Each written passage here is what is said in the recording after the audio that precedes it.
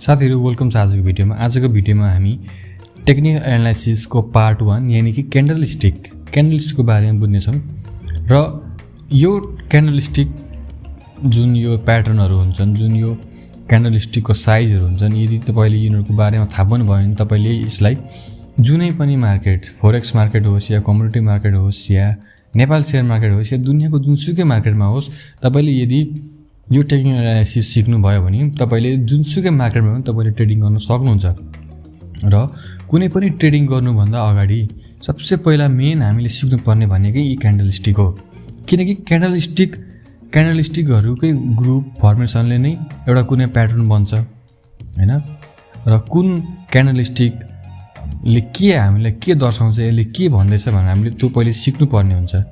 यदि हामीले यो कुरा सिक्यौं भने चाहिँ हामीले एउटा मेजर पार्ट यानी कि हामीले 50% चाहिँ हामीले टेक्निकल सिकिसक्यौं भन्न सकिन्छ। क्यान्डलस्टिक चाहिँ हामीले सिक्यौं भने। त्यसैले आज हामी चाहिँ क्यान्डलस्टिक को बारेमा सिक्नेछौँ। त्यसैले क्यान्डलस्टिक भनेको चाहिँ के हो त? हैन, क्यान्डलस्टिक भनेको चाहिँ एउटा यस्तो एउटा क्यान्डलको फर्म हुन्छ।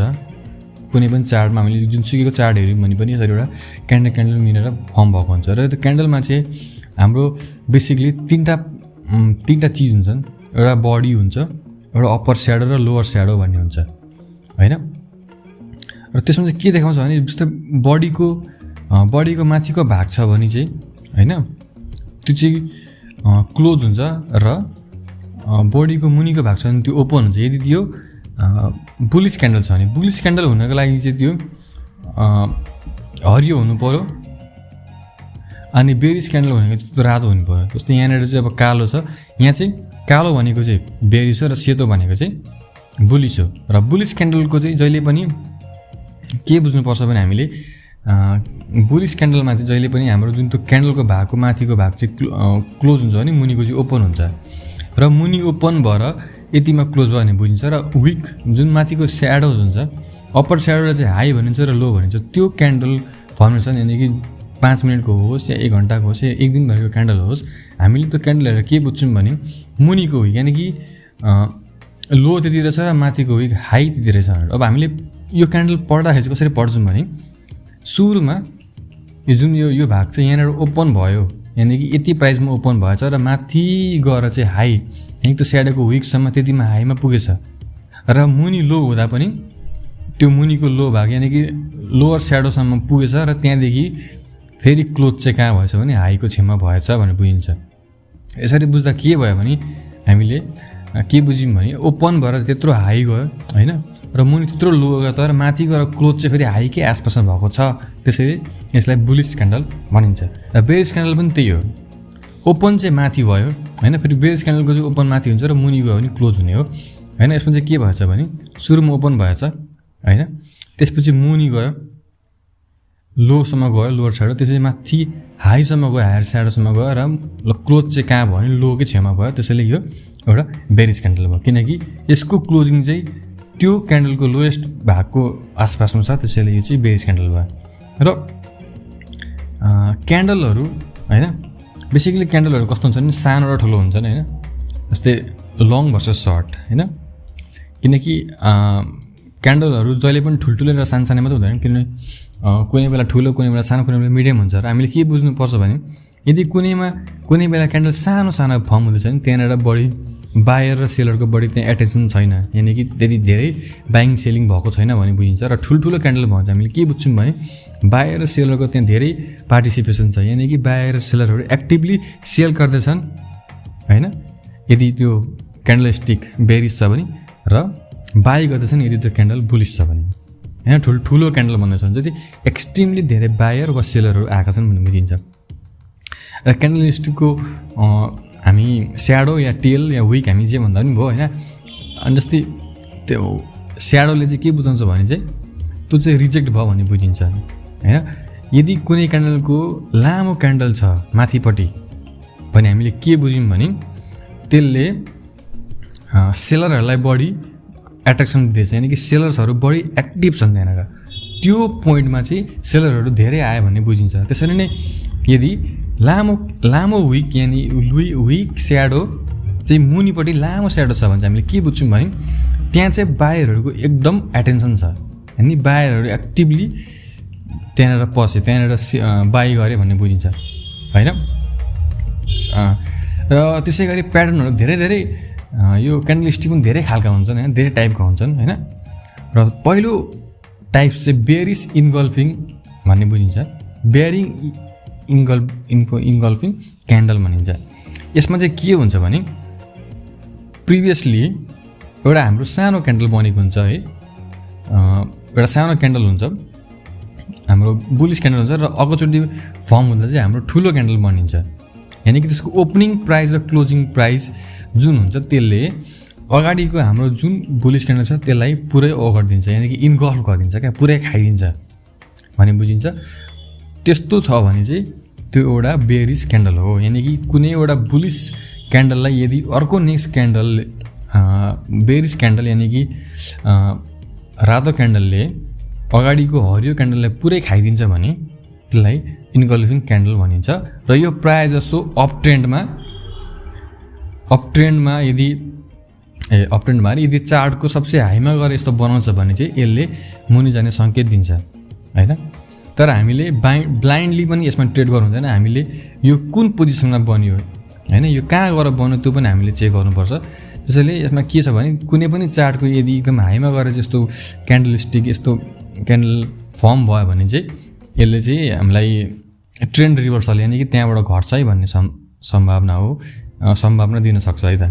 र अर्को यसै गरी हाम्रो अर्को बुलिस इन्गल्फिङ हुन्छ। बुलिस इन्गल्फिङ भनेको ट्याक्कै अब बेयरिस इन्गल्फिङको उल्टो भइहाल्यो। सुरुमा एउटा सानो बेयरिस क्यान्डल यानि एउटा रातो क्यान्डललाई चाहिँ यदि एउटा हरियो क्यान्डलले पुरै खाइदियो, यानि कि त्यसको ओपनिङ र क्लोजिङ यदि पर धेरै वाइड छ होइन, अगाडिको ओपनिङ र क्लोजिङ अहिलेको क्लोजिङभन्दा माथिको क्लोजिङ र ओपनिङभन्दा पनि पर बनेर एउटा कुनै ग्रिन क्यान्डल बन्यो भने त्यसलाई बुलिस क्यान्डल भनिन्छ। र यो चाहिँ प्रायः जसो डाउन ट्रेन्डमा सबसे लोमा गएर बनिन्छ। र यस्तो बन्यो भने चाहिँ यदि लोमा गएर बन्यो भने चाहिँ अब मार्केट माथि जान्छ है भनेर सङ्केत दिन खोजेको भन्ने बुझिन्छ। अर्को हाम्रो क्यान्डल के हुन्छ भने दोजी क्यान्डल भन्ने हुन्छ। दोजी क्यान्डल भन्नेमा चाहिँ क्यान्डलस्टिक लगभग क्यान्डलस्टिकको बडी नै हुँदैन होइन, एउटा जहाँ ओपनिङ भएको त्यहीँ क्लोजिङ हुन्छ भने त्यस्तोलाई डोजी क्यान्डल भनिन्छ। र दोजी क्यान्डल भनेको चाहिँ प्रायः जसो कि त हाम्रो ट्रेन्डको हाईमा बनिन्छ कि त लोमा बनिन्छ होइन। जस्तै अब ड्रागन फ्लाई दोजी भन्ने चाहिँ बनिन्छ भने त्यो चाहिँ एउटा बुलिस क्यान्डलस्टिक हो, र यसको चाहिँ जुन स्याडो हुन्छ त्यो चाहिँ एकदम लामो हुन्छ। र यो चाहिँ हाम्रो डाउन ट्रेन्डमा गएर बनिन्छ, यानि कि डाउन ट्रेन्डमा लोमा गएर बनिन्छ यो चाहिँ।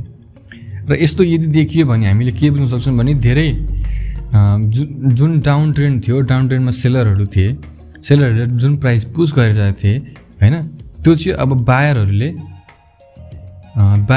चाहिँ त्यो पोइन्टमा आएर बढी एटेन्सन दिन थाले, बढी बाइङ गर्न थाले, अब चाहिँ मार्केट माथि बढ्छ है भनेर सिग्नल दिन्छ दोजी के अरे ड्रागन फ्लाई दोजी भन्नेले। र अर्को हुन्छ ग्रेपस्टोन दोजी भन्ने, जुन चाहिँ एउटा बेयरिस क्यान्डल हो। यसमा पनि त्यही हो, तर यसमा चाहिँ माथिको हाई विक यानि कि माथिको विक चाहिँ एकदम लामो हुन्छ। यो चाहिँ अब हाम्रो अप ट्रेन्डमा गएर बनिन्छ। र यस्तो बन्नुको कारण चाहिँ के हो भने बायरहरूले जे गरिसके अब सेलरहरू छियो है भनेर बुझिन्छ यदि ग्रेपस्टोन दोजी बन्यो भने चाहिँ। र अर्को हाम्रो क्यान्डलस्टिक प्याटर्न छ मर्निङ स्टार भन्ने हुन्छ होइन। त्यो मर्निङ स्टार भनेको चाहिँ बुलिस कि त बेयरिस हुन्छ होइन। बुलिस चाहिँ कस्तो बेला हुन्छ भने यदि एउटा बेयरिस क्यान्डल बनेर एउटा सानो क्यान्डल बनेर अब बुलिस क्यान्डल बन्यो भने त्यसैलाई चाहिँ हामी बुलिस क्यान्डल भन्छौँ। र त्यसै गरी अपोजिट चाहिँ अब बुलिस क्यान्डल बन्यो त्यसपछि एउटा सानो क्यान्डल बन्यो एउटा बेयरिस क्यान्डल बन्यो भने चाहिँ त्यसलाई चाहिँ अब हामी बेयरिस क्यान्डल भन्छौँ। र यदि बुलिस मर्निङ स्टार जुन क्यान्डल छ त्यसलाई चाहिँ हामी मर्निङ स्टार भन्छौँ होइन। र यदि बेयरिस बन्छ त्यसलाई हामी इभिनिङ स्टार भन्छौँ। र जुन यो मर्निङ स्टार क्यान्डलस्टिक छ त्यो चाहिँ जहिले पनि हाम्रो डाउन ट्रेन्डको लोमा गएर बनिन्छ। जुनसुकै पनि बुलिस क्यान्डल हुन्छ त्यो जहिले पनि जुनै पनि ट्रेन्डको लोमै गएर बनिन्छ होइन।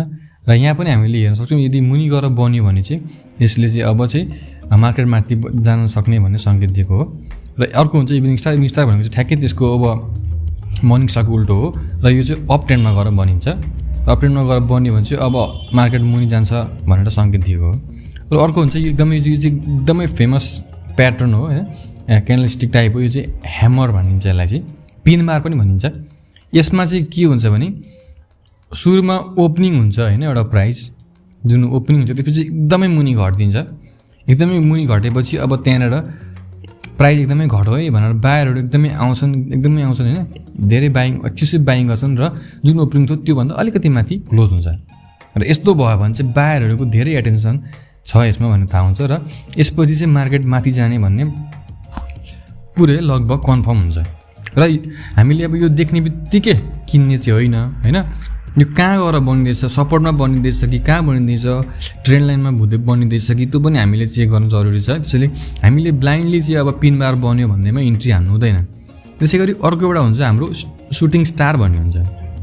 सुटिङ स्टार भनेको चाहिँ अब अर्को ह्यामरको ठ्याक्कै उल्टो हो होइन। यसको चाहिँ माथिको वे एकदमै ठुलो हुन्छ र एकदमै लामो हुन्छ र यसको ओपनिङ र क्लोजिङ सँगसँगै हुन्छ। यहाँ चाहिँ के हुन्छ भने एउटा कुनैमा प्राइस ओपनिङ भयो होइन, त्यसपछि एकदमै प्राइस बढ्यो, माथि बढेपछि के भयो भने सेलरहरू आयो। अब यहाँभन्दा माथि बढ्दैन भनेर सेलरहरू आएर सुई सेल गर्न थालेर अब जुन ओपनिङ थियो त्योभन्दा मुनि क्लोजिङ हुन्छ। त्यसरी चाहिँ सुटिङ स्टार बनिन्छ। यो चाहिँ एउटा अप ट्रेन्डमा गएर बनिने क्यान्डलस्टिक टाइप हो र यस्तो बनेपछि चाहिँ अब मार्केटले हल्का डाउन मुभ दिन्छ भन्ने बुझिन्छ। अर्को हाम्रो प्याटर्न हुन्छ हरामी प्याटर्न बुलिश इनसाइड बार भन्ने हुन्छ होइन। यो इनसाइड बार भन्ने चाहिँ क्यान्डल कस्तो हुन्छ भने दुई खालको क्यान्डल हुन्छ। त्यसलाई चाहिँ हामी के भन्छौँ भने मदर क्यान्डल र बेबी क्यान्डल भन्छौँ होइन। मदर क्यान्डल भनेको चाहिँ ठुलो क्यान्डल र अर्को एउटा सानो क्यान्डल हुन्छ बेबी क्यान्डल, त्यसलाई चाहिँ बेबी क्यान्डल भन्छौँ होइन। र बुलिश इनसाइड बार कस्तो हुन्छ भने यदि मदर क्यान्डल यानि कि ठुलो क्यान्डल चाहिँ बेरिस छ र जुन एउटा सानो क्यान्डल छ त्यो क्यान्डल चाहिँ त्यो मदर क्यान्डलको बिचमा बनिनु पर्यो। बिचमा भन्दा पनि मुनि साइडमा यदि त्यो स्मल क्यान्डल चाहिँ त्यो बेरिस क्यान्डल छ त्यसको लो भन्दा माथि होइन र हाई भन्दा मुनि यदि त्यो क्यान्डल यदि बिचमा बन्छ भने मुनिपट्टिको जुन चाहिँ हाम्रो जुन चाहिँ 75% भाग हुन्छ त्यो उसको मुनिपट्टि जुन 25% को भागमा हुन्छ 1/3 भागमा यदि त्यो क्यान्डल बनिन्छ भने त्यसलाई हामी बुलिश इनसाइड बार भन्छौँ हैन। त्यसरी नै अब बेरिस चाहिँ कस्तो हुन्छ भने मदर क्यान्डल चाहिँ बुलिश हुन्छ र अर्को बेबी क्यान्डल चाहिँ के अरे रातो हुन्छ। त्यो चाहिँ के हुन्छ भने अब जसरी चाहिँ बुलिश बेलामा चाहिँ त्यो बेरिस क्यान्डलको मुनिको भाग यानि कि 1/3 मुनिको भागमा यदि त्यो एउटा सानो क्यान्डल त्यसको भित्रपट्टि बन्छ भने त्यसलाई बुलिश भनेको थियो नि। अब बेरिसमा चाहिँ यदि बुलिश क्यान्डल यानि कि हरियो क्यान्डलको माथि 1/3 माथि चाहिँ यदि एउटा सानो क्यान्डल बनिन्छ भने त्यसलाई चाहिँ हामी बेरिस इनसाइड बार भन्छौँ।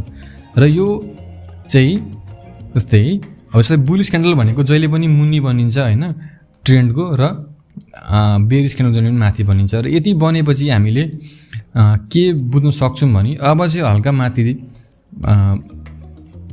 मार्केट माथि बढ्न सक्छ भनेर सङ्केत दिन खोजेको हुन्छ। र हामीले यो प्याटर्न हेर्दा पनि हामीले के चाहिँ बुझ्नुपर्छ भने यदि हामीले 1 घन्टाको हेर्दैछौँ भने हामीले धेरै बढ्छ भनेर आश गर्नु हुँदैन। हामीले कि 1 घन्टाको हेर्दैछौँ भने अब 1-2 घन्टा बढ्छ भनेर बुझ्नुपर्छ। र डेको हेर्दैछौँ भने अब 1 दिन बढ्छ त्यही हिसाबले हो। अब यो प्याटर्न आउने बित्तिकै अब चाहिँ मार्केट सिधै माथि जान्छ भन्ने हुँदैन। यसमा चाहिँ माथि बढ्न सक्छ है भन्ने हो। यो जे पनि टेक्नोलोजिस भनेको सबै तुक्का हो होइन। तुक्का भन्दा पनि एकदम क्यालकुलेट तुक्का हो क्या। यति नै यस्तै हुन्छ भन्ने चाहिँ हामीले 70% सम्म चाहिँ होप गर्न सक्छौँ। अरू 30% चाहिँ अब नहुन पनि सक्छ है, त्यस्तो हुन्छ। र यदि हामीले क्यान्डलस्टिक र अरू पनि हुन्छ जस्तै अब market structure support and resistance use गऱ्यौँ भने चाहिँ अब त्यसको चान्स बढेर 80% 90% हुनसक्छ। त्यसैले क्यान्डलस्टिकै मात्र पनि हेऱ्यौँ भने पनि हाम्रो जे 70% 60% चाहिँ हाम्रो एकुरेट हुनसक्छ। र अर्को हाम्रो प्याटर्न टाइप छ ट्विजर बटम र ट्विजर टप होइन। यस्तो ट्विजर बटम र ट्विजर टप भनेको के हो भने अब ट्विजर बटम भनेको चाहिँ यो चाहिँ बटममा गएर बनिन्छ, मतलब कुनै पनि ट्रेन्डको बटममा गएर बनिन्छ, एउटा बेरिस क्यान्डल हुन्छ र त्यत्रै अर्को बुलिस क्यान्डल बन्यो भने त्यसलाई ट्विजर बटम भनिन्छ। ट्विजर टप भनेको चाहिँ यदि एउटा बेरिस क्यान्डल पछि बुलिस क्यान्डल पछि एउटा बेरिस क्यान्डल त्यत्रै बनिन्छ भने चाहिँ त्यसलाई ट्विजर टप भयो। र यो जस्तै अब बुलिस क्यान्डल हो भने लोमा गएर बनिन्छ ट्रेन्डको मुनिपट्टि, र ट्विजर टप हो भनेको चाहिँ अब माथि बनिन्छ। ट्याक्कै हामीले जुन चार्ट हेर्दैछौँ त्यसलाई अपोजिट गरिदियो भने ट्याक्कै त्यही भइहाल्यो। जस्तै मैले एउटा चार्ट छ, मैले यसलाई उल्टो बनाएँ होइन, उल्टो बनाउँदाखेरि ठ्याक्कै दिनु जस्तो यो अपोजिट हो, ट्विजर बटमको अपोजिट ट्विजर टप हो। यो टप हो भने टपमा बनिन्छ ट्विजर टप होइन, बुलिस पछि बेरिस भन्छ भने माथि, र बेरिस पछि बुलिस भन्छ भने तल। त्यसै बुझ्नु, जस्तै यो चार्टमा हेर्न सक्छौँ हामी। अनि यसरी यसरी बनेको छ 1 2 3 4 5मा। यो अप ट्रेन्डमा यसरी बनेको छ होइन। जस्तै अप ट्रेन्डको हामीले हेर्न सक्छौँ यो 1 जुन यो 3 बनेको छ, यो 3 चाहिँ यहाँको रेजिस्टरमा आएर बनेको छ नि त। यसरी हामीले हेर्नुपर्ने हुन्छ, कहाँ बने पनि हेर्न एकदम जरुरी छ। साथीहरू यति थिए आजको क्यान्डलस्टिकको बारेमा होइन। यदि क्यान्डलस्टिक तपाईँले सिक्नुभयो भने तपाईँले अरू सिकिराख्नु पर्दैन। यिनीहरू मेन क्यान्डलस्टिक हुन् र क्यान्डलस्टिकको बारेमा मात्र तपाईँले सोल्ली यसलाई मात्रै युज गरेर यसलाई युज गरेर ट्रेडिङ गर्नुहुन्छ भने तपाईँको पैसा डेन्जर हुनसक्छ होइन। तपाईँले क्यान्डलस्टिकलाई मात्रै एज अ होल यसलाई एलोनली युज गर्नु हुँदैन। मार्केटमा अरू पनि थुप्रो चिजहरू हुन्छ, मार्केट स्ट्रक्चर हुन्छन् होइन, सपोर्ट रेजिस्टेन्स हुन्छ, ट्रेन्ड लाइन हुन्छ, इन्डिकेटर होला, ओभरबट ओभरसोल्ड। यदि यस्तो सिचुएसनमा चाहिँ यी क्यान्डलस्टिक फर्म हुन्छ भने चाहिँ तपाईँले ट्रेड लिनु भने राम्रो हो। त्यसैले यस भिडियोमा चाहिँ हामी क्यान्डलस्टिकको बारेमा मात्र बुझ्छौँ। अर्को एपिसोडमा यानि कि अर्को भिडियोमा चाहिँ म तपाईँहरूलाई मार्केट स्ट्रक्चरको बारेमा भन्छु होइन। आशा छ आजको भिडियोमा तपाईँले धेरै कुराहरू सिक्नुभयो होला। यदि केही नयाँ नौलो केही कुरा सिक्नुभयो र नयाँ ज्ञान लिनुभयो भने यो भिडियोलाई लाइक गरिदिनु होला। म अर्को भिडियो यसको नेक्स्ट एपिसोड यानि कि यसको नेक्स्ट भिडियो मार्केट स्ट्रक्चरको बारेमा ल्याउने छु। अहिलेलाई चाहिँ बिदा लिन्छु। धन्यवाद।